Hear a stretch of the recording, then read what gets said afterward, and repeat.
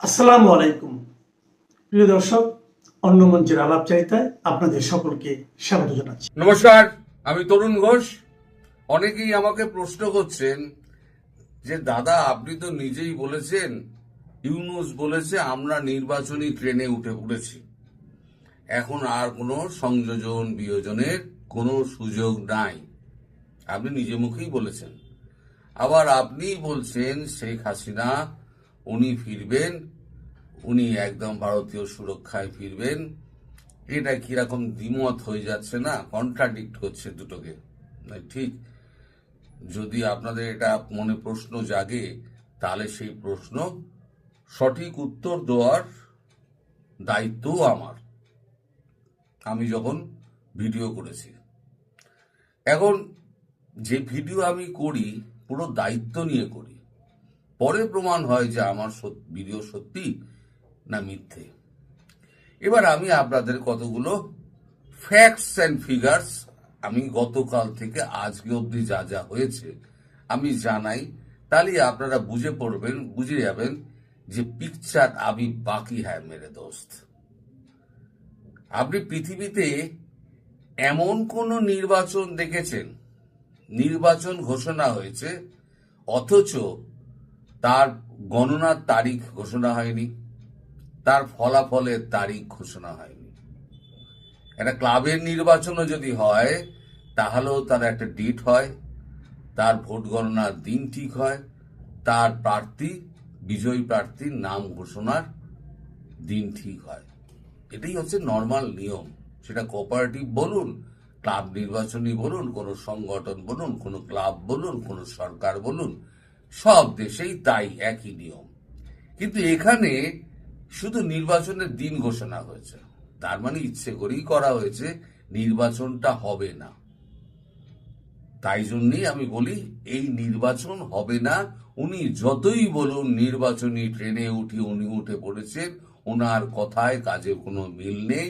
আর ওনার হাতে এখন কিছু নেই, সব চলে গেছে জামাতিদের হাতে এবং এনসিপি চ্যাংড়া ম্যাংড়া যত গুন্ডা আছে তাদের হাতে। দেশ এখন তাদের কবজায় পড়ে গেছে, আপনারা হয়ে গেছেন তাদের হাতে জিম্মি। এই অবস্থা থেকে উত্তরণের একমাত্র পথ হচ্ছে ভারতবর্ষ, এবং ভারতবর্ষ আপনি চারদিকে তাকালেই বুঝতে পারবেন যে সীমান্তে খোঁজ খবর নিন যে কি কি হচ্ছে না হচ্ছে। এবার ভেতরে কি কি হচ্ছে সেই দিকে আমি আস্তে আস্তে আপনাদের আসছি। আমি প্রত্যেকটা কিন্তু আপনাদের দেশের খবর এবং আপনাদের মিডিয়া কতটা প্রকাশ করেছে আমি জানি না, আমি আস্তে আস্তে বলছি। আজকে গতকালকে ভোরবেলা রাত্রিবেলাতে একটা ঘটনা ঘটে সেন্ট মার্টিন দ্বীপে। সেখানে একটি হোটেলে একটি মার্কিন নাগরিক ছিলেন, তিনি মার্কিন সেনার টপ অফিসিয়াল। তাকে হঠাৎ হোটেলের ঘরে মৃত পাওয়া যায়। সেই খবর পাওয়া মাত্র ওয়াকার উজ্জামান ভোরবেলাতে এই শীতের সকালে তড়ি ঘড়ি করে একেবারে সেন্ট মার্টিন দৌড়ান এবং যথারীতি আপনার হোটেল ওয়েস্টিনে যেরকম ভাবে মার্কিন সেনা হেলিকপ্টার দিয়ে তাকে নিয়ে গেছিল, এখানেও কোনো রকম ময়না তদন্ত ছাড়াই তার মরদেহ নিয়ে চলে যাওয়া হয়েছে। আপনারা খবর নিন, যদি ভুল প্রমাণিত হয় তাহলে আপনারা আমাকে বলবেন যে হ্যাঁ আপনি এরকম ভুল বলেছেন। এখন আমি বলি না যে একটা এই যে কোভার্ট অপারেশন হচ্ছে, এগুলো কে করছে আমি বলতে পারবো না, কিন্তু এগুলো কোভার্ট অপারেশন হচ্ছে। আর কোভার্ট অপারেশন আমি বলেছি যে কোনো দিন হত্যাকারীকে ধরা যাবে না, কারণ 100 টাকা যদি খরচা হয় একটা অপারেশনে, 80 টাকা খরচা হয় ফুটপ্রিন্ট মেটানোর জন্য, মানে প্রমাণ মেটানোর জন্য, আর 20 টাকা খরচা হয় তাকে মারার জন্য। ফলে 80 টাকা যে খরচা হয় সেটা হচ্ছে ফুটপ্রিন্ট মেটানোর জন্য। সেই ফুটপ্রিন্ট কোনোদিন কোনো গোয়েন্দা সংস্থার, মানে দামি গোয়েন্দা সংস্থার কেউ কোনোদিন ধরতে পারবে না। এখন এটা রাশিয়ান এজেন্টরা করেছে নাকি করেছে নাকি আপনার টার্কি করেছে নাকি আবার সিআইএ নিজে থেকে করেছে, এটা আমি বলতে পারবো না।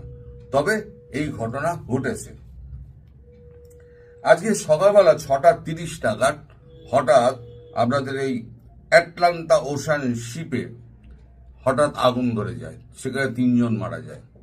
শিপ যাচ্ছিল নিজের মতো, সেন্ট মার্টিন দ্বীপে যাচ্ছিল, সেখানে পর্যটক ছিলেন, কিন্তু বেছে বেছে 3 জন এমন মারা যান তারা বিতর্কিত ব্যক্তি। এবার আপনারা খোঁজ নিন সেই বিতর্কিত ব্যক্তি কারা।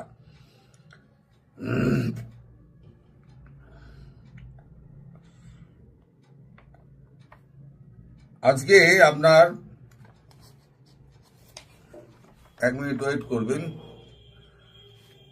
গতকাল কয়েকদিন আগে আমাদের সার্জিও গোর, ভারত থেকে যিনি মার্কিন মেসেজটা পৌঁছে দিয়েছিলেন মোহাম্মদ ইউনূসের কাছে যে এই এই এই এই জিনিসগুলো করতে হবে, তার মধ্যে দুটো জিনিস ছিল, দুটো মানে দাবি ছিল মার্কিন যুক্তরাষ্ট্রের। এক হচ্ছে হাদির জানা যায় যে 2 জন বিতর্কিত ব্যক্তিকে দেখা গেছিল, একদম হচ্ছে জসিমউদ্দিন রহমানি আর এক হচ্ছে আতাউর রহমান বিক্রমপুরী। আতাউর রহমান বিক্রমপুরী তিনি অ্যারেস্ট হয়েছেন, সে খবর আপনারা সবাই জেনে গেছেন।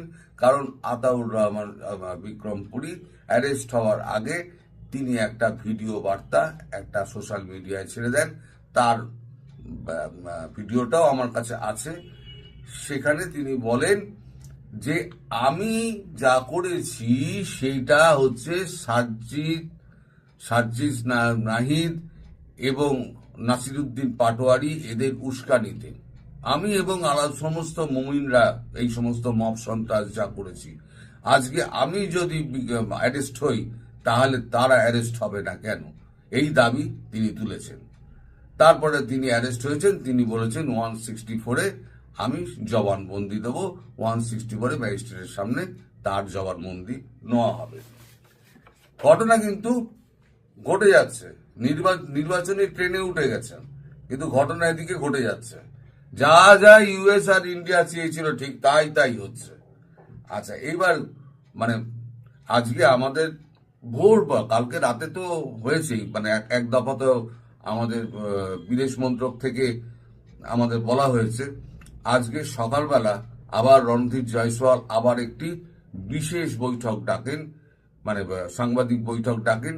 সেখানে তিনি আবার বলেন যে আরো একজন হিন্দু যুবক মারা গিয়েছেন, তার নাম হচ্ছে, এই ঘটনা ঘটেছে চাঁদপুরে গতকাল রাতে, তার নাম হচ্ছে অনিক দাস, বয়স হচ্ছে 28 বছর। ইনি মারা গিয়েছেন। ইনি মারা যাওয়ার পরে ভারতের কাছে খবর এসছে, ভারত তৎক্ষণাৎ একেবারে একটা বিবৃতি দিয়ে দিয়েছে যে অনেক হয়েছে, আর কিন্তু সহ্য করা হবে না। গতকালকে বিবৃতিটাও আপনারা যদি চান আমি আপনাদের ছোট করে একটা লাগিয়ে দিতে পারি, আলাদা করে আপনারা দেখে নিতে পারেন। সেখানে কি কড়া বিবৃতি জারি করা হয়েছে, you must have to pay, মানে আপনাদের মূল্য চোকাতে হবে। এটা একদম বিদেশ মন্ত্রক থেকে পরিষ্কার বলে দিয়েছে। আপনাদের খবরের কাগজ মিডিয়া কি বলবে না বলবে আমি জানি না, আমি পুরো ভিডিওটা আপনাদেরকে তুলে দেবো, পরের একটা কোনো এতে স্লটে আমি তুলে দেবো। পুরো ভিডিওটা ইংরেজি হিন্দিতে আছে, আপনারা দেখে আপনারা শুনে নেবেন নিজে পেতে, যে জাস্টিস হবে, ভারত জাস্টিস করবে। তার মানে ভারত যেটা করবে সেটা জেনে বুঝেই করবে। এদিকে আপনাদের কিরানীগঞ্জে এখন তো সব পাকিস্তানি আইএসআই যা যা করছে, পাকিস্তানি আইএসআই করছে। আপনারা মাদ্রাসাগুলো বলেন শিক্ষা টিক্ষা সমস্ত কিছু হয়, ওখানে শিক্ষিত ছাত্র তৈরি হয়। তা মাদ্রাসায় কি হচ্ছে, বোমা বানানো হচ্ছে। এই কিরানীগঞ্জে গতকাল বোমা বানাতে গিয়ে একদম 5 জন মারা গেছে, আহত হচ্ছে, মানে জোনা 10-12 বোধহয় আহত হয়েছে। একসঙ্গে বেশ কয়েকটা বোমা অসতর্কবশত ফেটে যায়, ফেটে গিয়ে এই কাণ্ডটি ঘটে। এখন এই জিনিসগুলো কিন্তু বাংলাদেশের বুকে হয়ে চলেছে। তারপরে ধরুন ময়মনসিংহের আপনার 300 বছরের পুরনো একটা মাজার ছিল, সেই মাজারটা ভাঙচুর করা হয়েছে। সেখানে এই গন্ডগোলের মধ্যে মহসিন নামে 35 বছরের এক ব্যক্তির মৃত্যু হয়েছে। সারা বাংলাদেশ জুড়ে কিন্তু একদম মানে এই অস্থির পরিস্থিতি রয়েছে। সব থেকে মজার ব্যাপার হচ্ছে তারেককে নিয়ে তো এত কিছু হলো, এবার আমি বলেছিলাম যে তারেক রহমান তিনি দেশে ফিরলে পরে জামাতের সঙ্গে তার গন্ডগোলটি লাগবে, কারণ জামাত বুঝতে পারবে বিএনপি এখানে সব মধু খেয়ে যাবে, আর আওয়ামী লীগ তো আসবেই, আওয়ামী লীগ ভারত ঢোকাবেই, আওয়ামী লীগ খেলে পরে দুজনের মধ্যে মধু আর গুড়ের সম্পর্ক হয়ে যাবে, তাহলে পরে আমরা হয়ে যাব আমের ছোলা, তাহলে পরে আবার কি হবে না সন্ত্রাস হবে, অবিচ্ছিন্নভাবে সন্ত্রাস হবে। কিন্তু এটা আমি 15 দিন আগে বলেছিলাম। তাই সেই সন্ত্রাসের প্রাথমিক পর্যায়ে শুরু হয়েছে। গতকালকে যাওয়ার কথা ছিল তারেক রহমানের ওই আপনার ওই জুলাই যোদ্ধাদের দেখার কথা ছিল হাসপাতালে। তা হাসপাতালে দেখা করার কথা ছিল, সমস্ত হাসপাতাল আর কি মানে অবরুদ্ধ করে দিয়েছে। অবরুদ্ধ করে এই এনসিপি এবং জামাত এনসিপি এবং জামাত এরা দুপক্ষ মিলে একবার তারেককে গালি গালাজ করে দালাল ফালাল বলে ওখান থেকে তারেককে তাড়িয়ে দিয়েছে। তারেক রহমান কিন্তু জুলাই যোদ্ধাদের হাসপাতালে দেখতে যেতে পারেনি। আজকে তার কর্মসূচির মধ্যে রয়েছে সেটা হচ্ছে হাদির যে কবরস্থান, সেই কবরস্থান এতে ঢাকা বিশ্ববিদ্যালয়ের ওখানে, যেখানে কাজী নজরুলের মরদেহ শায়িত রয়েছে, তার পাশে যে কবর দেওয়া হয়েছে সেখানে গিয়ে তার শ্রদ্ধা দেখানোর কথা ছিল। আজ সকাল থেকে আর সেখানে একেবারে মানে আপনার শাহবাগ, আজিজ সুপার মার্কেট এলাকা, নীলক্ষেত, আরো এই সমস্ত এলাকায় সমস্ত ধরে আর কি মানে জমায়েত করে সমস্ত ব্লক করে দেওয়া হয়েছে, কাউকে ঢুকতে দেওয়া হচ্ছে না। এই পরিস্থিতি হয়ে রয়েছে। এখন ওয়াকারুজ্জামানের হঠাৎ কি হলো প্রশ্ন সর্বত্র সেইটা, যে ওয়াকারুজ্জামানকে কে নির্দেশ দিল যে তাড়াতাড়ি গিয়ে বডি ব্যাগে তুলে আমাদেরকে হেলিকপ্টারে তুলে দাও। ওয়াকারুজ্জামান দেখা যাচ্ছে খালি গায়ে মানে হাফ শার্ট পরে তার সঙ্গী সাথীদের নিয়ে একটি বোটে করে সামনের দিকে দাঁড়িয়ে তিনি সেন্ট মার্টিনের উদ্দেশ্যে যাচ্ছেন এই শীতের সকালে বেলা। তাহলে কি এমন তার ছিল? তার মানে মার্কিনদের ওখান থেকে খবর এসেছিল যে এখানে মারা গিয়েছে, তুমি তাড়াতাড়ি বডি কোন রকম পোস্টমর্টেম না করে একেবারে বডি ব্যাগে পুরে আমাদের হেলিকপ্টারে তুলে দাও। খেলা জমে গিয়ে, তাই বলছি পিকচার আবি বাকি হ্যায় মেরে দোস্ত, এখনো দেখতে থাকুন, অনেক ঘটনা ঘটবে। আপনার নির্বাচন হবে না, ওই যে একটা শর্ত বললাম, আপনারা নিজেরা ভেবে দেখুন, সব নাম জমা পড়ছে কিন্তু নির্বাচনের গণনা দিন ঠিক হয়নি, ফলাফলের দিন ঠিক হয়নি, তাহলে পরে সেই নির্বাচন কি করে হবে? নির্বাচন হবে বলে লাপালি হলো, আর আপনারা বাঙ্গুর দল সব লাপাতে শুরু করে দিন, নির্বাচন হয়ে যাচ্ছে। আর নির্বাচন হওয়ার একটা পদ্ধতি আছে মশাই, এই পদ্ধতিটা মানতে হবে। তো যাই হোক, আপনারা আমায় মাঝে মাঝে বকাবকি করেন, আমিও আপনাদের বকাবকি করি, এটা রেসিপ্রোকাল হয়ে গেছে। দুজনকেই বকাবকি করি, কিন্তু দুজনকে ভালোবাসি। Ultimately end of the day আমরা দুজনকে ভালোবাসি। যাই হোক, সবাই ভালো। গত বেশ কিছুদিন ধরে একাধিক ভিডিওতে আমি বলে এসেছি, বাংলাদেশ নিয়ে ভারত আমেরিকার একটি সমঝোতা হয়ে গিয়েছে। সেই সমঝোতা অনুসারে বাংলাদেশে শান্তি ও সুস্থিতি এবং গণতান্ত্রিক পরিমণ্ডল ফিরিয়ে নিয়ে আসার জন্য যেটা উচিত মনে করবে ভারত, সেটা সে করতে পারবে, এটাই ছিল সমঝোতা। তবে এটাও ঠিক করেছিল দুই পক্ষ, ভারত ও আমেরিকা, যে হিংসার মাধ্যমে বা যুদ্ধ বিগ্রহ না করে শান্তির পথে সমস্যা সমাধানের চেষ্টা করবে ভারত। সেটা একান্তই সম্ভব না হলে তখন বলপ্রয়োগের পথে যেতে পারে। আর বলপ্রয়োগ মানে যে কি সেটা তো আচ্ছা পরে বলছি। সেটা ভারত আমেরিকার এই সমঝোতার পরবর্তী অধ্যায় বিএনপি নেতা তারেক রহমানের সঙ্গে ভারতের সরাসরি আলোচনা, যার ফলশ্রুতিতে তারেক দেশে ফিরতে পেরেছেন। 2 মাস আগেও দেশে ফিরলে বিমানবন্দরেই যার গ্রেপ্তার হওয়ার আশঙ্কা ছিল এবং বাংলাদেশের পত্র পত্রিকাগুলো যেগুলো যে সম্ভাবনা বা আশঙ্কার কথা ফলাও করে বলেছিল, সেটা মানে বিমানবন্দরেই তার গ্রেপ্তার হওয়ার আশঙ্কা। সেনাবাহিনীর সঙ্গে অতীতের খারাপ সম্পর্কের কারণে ভয় ছিল সেনার তরফ থেকেও, আর জামাতের বিরোধিতা তো ছিলই। তারেকের ফিরে আসা জামাতের বাড়া ভাতে ছাই। কিন্তু তারেক দেশে ফিরে সম্বর্ধনা পেলেন রাজপুত্রের মতো। বিশদে যাচ্ছি না, তার দরকার নেই বলে। তারেকের বিরোচিত সম্বর্ধনা ভারত আমেরিকা 2 পরাশক্তির সৌজন্যে, তাদের ভেতরে দেয়া নেয়ার শর্ত অনুযায়ী, যেটা মেনে চললে তারেকের লাভ, বাংলাদেশের লাভ, আর ব্যর্থ হলে তারেকেরও ক্ষতি, বাংলাদেশেরও ক্ষতি। সুতরাং তারেকের মাথায় এখন যেটা আছে সেটা কিন্তু আসলে সম্মান কিংবা অন্য কিছুর মুকুট নয়, কাঁটার মুকুট। এই কাঁটার মুকুট মাথায় নিয়ে ফিরলেন তারেক। কেন কাঁটার, বলবো সে কথা। বাংলাদেশের সামরিক অভিযানের প্রস্তুতি সেরে ফেলেছে ভারত, আপনারা সে খবর জানেন। অতিরিক্ত 4টি গ্যারিসন বাংলাদেশকে ঘিরে, মণিপুরে একটা, ওয়েস্ট বেঙ্গলে 2টো, ওয়েস্ট বেঙ্গলে একটা, আসামে একটা, আর ওয়েস্ট বেঙ্গলে 2টো, এই মোট 4টি গ্যারিসন নতুন করে তৈরি করে ফেলছে। কিন্তু সেসবগুলো হয়ে গেছে, সব ব্যবস্থা করা। কিন্তু পুরনো সব সুসম্পর্কের জেরে এবং প্রতিবেশী দেশ হয়ে জড়াতে চাইছে না ভারত যুদ্ধে। এই পরিস্থিতিতে আসরে এসেছেন তারেক রহমান।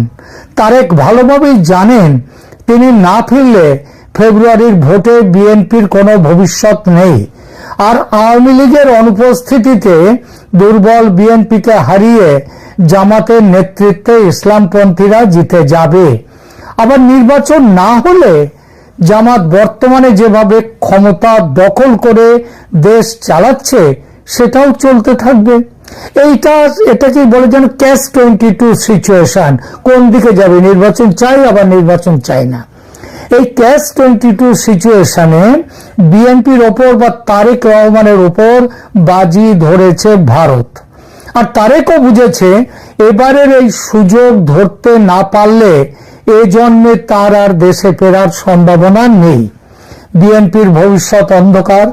সুতরাং আমেরিকার পরোক্ষ সমর্থন আর ভারতের প্রত্যক্ষ সম্মতি ও ব্যবস্থাপনায় দেশে ফিরেছেন তারেক। সেনাবাহিনী চুপচাপ আছে বটে, তবে তাদের একটা বড় অংশ আলটিমেটলি তারেকের সঙ্গে থাকবে। ভারত ও আমেরিকার যৌথ নির্দেশ। জামাত এনসিপি যে জালিয়াতি করে নির্বাচনের ফল নিজেদের পক্ষে আনবে ভেবেছে, যদি ভোট হয় সেটা আর হবে না। একটা প্রশ্ন তো থাকে, মোহাম্মদ ইউনূসের ভূমিকা কি হবে? কারণ তিনি এখনো প্রধান উপদেষ্টা বটে। তবে খেয়াল করলে দেখবেন গত অন্তত 1 সপ্তাহ, কমপক্ষে 1টি সপ্তাহ, ওই হাদির মৃত্যুর পরে পুরো জিনিসটা ঘেঁটে যাওয়ার পর থেকে ইউনূসের চোখ মুখে ভাষাটা পাল্টে গেছে।